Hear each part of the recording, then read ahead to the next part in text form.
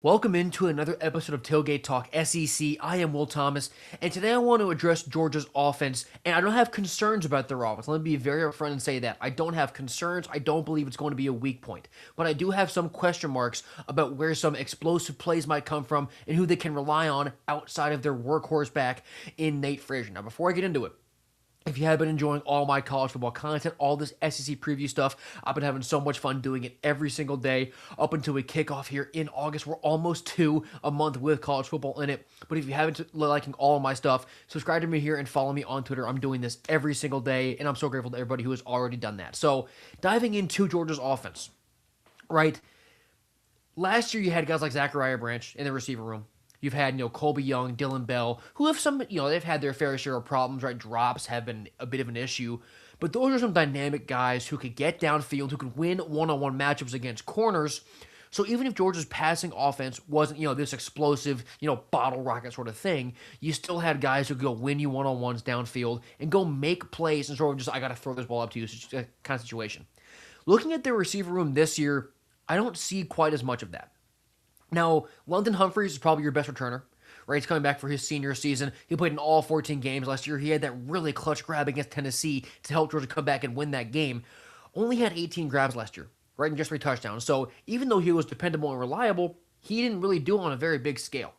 Now, they do pull in Isaiah Canyon from Georgia Tech, and he's probably their best athlete in that room, I would think. Maybe him or C.J. Wiley, but C.J. Wiley is incredibly unproven. But Isaiah Canyon, 6'4", 205 pounds, comes over from the Yellow Jackets. He had 33 grabs, almost 500 yards, and 4 scores last season. Some other names in that receiver room. You have Sokovia White-Helton, who is a redshirt sophomore, had 8 catches last year. Talon Taylor, now this is a wild card name. Actually, really, these next 2 guys are wild card names. Talon Taylor is a redshirt freshman. He played in 6 games last year as just a reserve, only had 2 grabs, but 6 foot 190. There's a lot of positive buzz about what Talon might be able to bring to this Bulldogs offense this fall. And then Caden Prothro.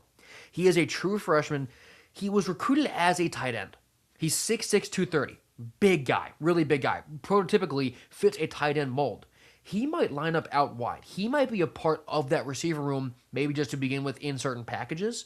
But he was a 4-star guy. He was the 35th overall player in his class. He's an elite athlete. Right, one of the better tight ends in the recruiting cycle. If they mix him in at receiver, he immediately becomes a mismatch size-wise against anybody who's covering him. He does. So it'd be interesting to me to see how they use Prothro, especially because, at tight end. Lawson Lucky is back for his senior year, and Elias Williams is a 6'7" sophomore who's already going to be a monster. So I don't know how much room there is for Prothro in the tight end spot this year, and he's a good enough athlete to play early so he could go out there and be a receiver. So just looking at the Bulldogs receiver room, as a holistic view here, there's a decently high ceiling, just in terms of the athletes that Prothro are, Talon Taylor are, what Isaiah Canyon might be able to do. The floor to me is also a little bit low because you're relying on a lot of guys who just haven't done it on a very high scale, right? The best returner they have is Isaiah Canyon. Oh, he's not really a returner, but just like in terms of stats from last year, he didn't even break 500 yards, and he's transferring in from Georgia Tech. London Humphreys didn't break 300 yards. There's not a whole lot of returning proven production you can point at and be like, you're a guy who can catch 60 passes from me this year. They just don't really have that. So I do have questions about Georgia's receiver room and how dynamic or explosive they can be. What I have less questions about, though, is this running game. And I was much more excited about it before Dante Dowdell got injured in that accident, right? Because now I don't really think we're going to get him at all this year. But you do still have Nate Frazier and Chauncey Bowens there as a 1-2. One of the better 1-2s in the SEC, right? Nate Frazier had over 800 yards last year. He was coached all the SEC third team last fall. 5'10", 205, absolute ball. And behind him is Chauncey Bowens, who is a much younger guy. This is going to be his redshirt sophomore season. He's 5'11", 225. He was freshman all SEC last fall, broke 500 yards himself. So those 2 guys are a really good duo. Losing that third body in Dowdell concerns me just a little bit in terms of what maybe this running game could look like in week 8, right? If Frazier or Bowen's a little bit banged up. Because behind those 2 guys, you have Dwight Phillips, who is a junior, only had 35 carries last year, so it was decent but not a giant workload. And then Bo Walker, who is a sophomore, had 22 carries last year. So both those guys have had action. They've run the ball.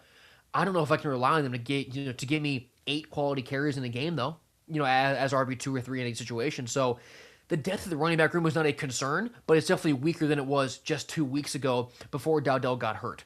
But why Georgia's offense, you just kind of have to have a blanket sense of faith in them, is because of Gunner Stockton. right back for his redshirt senior season. He was coach's all SEC third team last fall, finished 7th in Heisman voting. Nothing that Gunner Stockton does, you're ever going to look at and be like, dude, what was that? Right? He is a game manager in the most complimentary sense. Everything he does is right, it's calculated, it's smart, it's sharp, it's accurate. Stockton is everything you want your quarterback to be when it's just, can you run this offense? Because he doesn't really do things that blow you away. Right? He makes very accurate throws down the field, but he's not going to launch the ball 65 yards. He's not going to go on crazy scrambles, but he can still use his legs effectively and methodically. He puts the ball where he needs to put it. Gunner Stockton does everything right.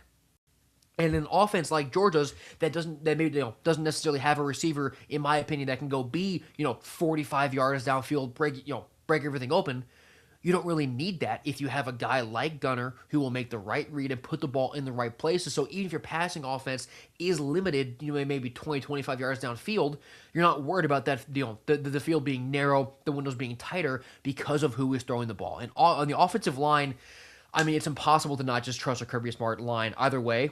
This O-line looks really, really good. Ernest Green is back at offensive tackle for his redshirt senior season. He was all SEC third team. Juan Gaston is back for his sophomore year.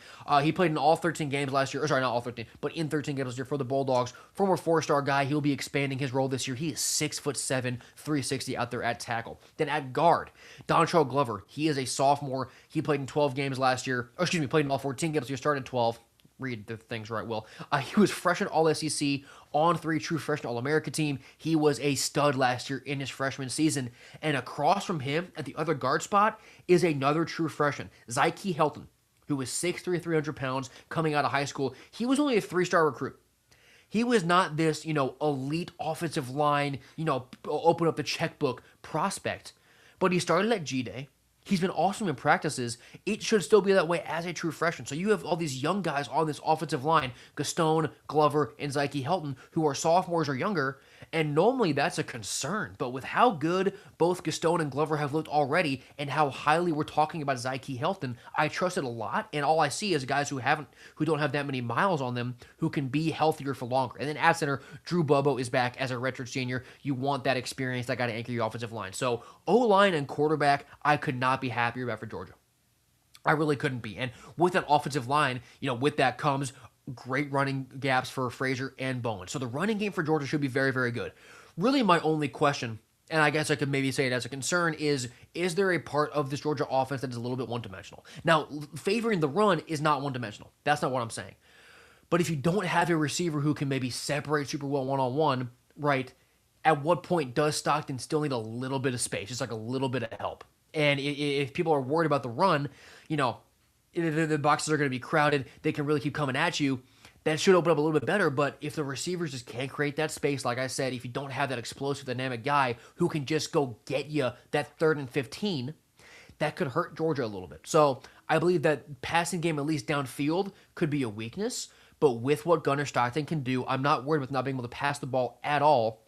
I just wonder if at a certain point when you're playing your offense, like this offense profiles for Georgia, just kind of in like 10 yards for line of scrimmage, is there a defense out there that can stop that? Because there are plenty of elite defenses in the SEC, obviously. And then if Georgia, like they want to, get to the playoff, you'll be running into more of those round after round.